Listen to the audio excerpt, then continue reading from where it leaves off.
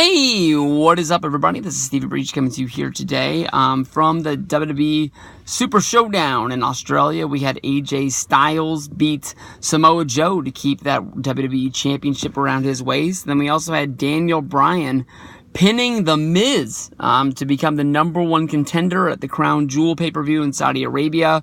It's going to be AJ against Daniel Bryan. I sort of was wondering how Daniel Bryan was going to become the #1 contender. It was almost like they really backed off on calling this a #1 contenders match between Bryan and The Miz.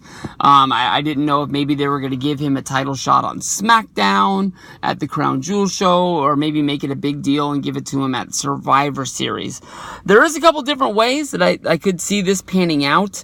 We could just see AJ Styles wrestling sort of in an exhibition, just a so-called dream match that fans have been wanting to see against Daniel Bryan, going out there and being the better man, and going on into the next pay-per-view where he would go into his next babyface versus heel a series of matches that he's going to go into. But Daniel Bryan becoming the champion sounds pretty fun to me, and I'm also I'm running through things in my mind, trying to put things together that sort of can make this make sense to me. One way I can see this happening is Bryan honestly just goes out there and beats AJ. AJ's held that belt for a long time.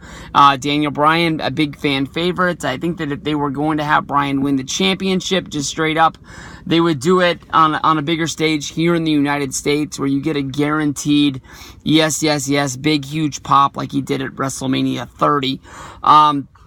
One way that this really could paying off on how Bryan beat The Miz in a matter of 2 minutes, you have to sort of bring in the whole Bryan versus The Miz feud, which goes all the way back into NXT back in 2010, with The Miz taking credit for making Daniel Bryan, even though Bryan was a better, more distinguished, more time under his belt kind of a wrestler. He just was doing it in the independents, wrestling for Ring of Honor and New Japan and things like that, or as The Miz would say, wrestling in bingo halls in front of tens of people out there in the crowd.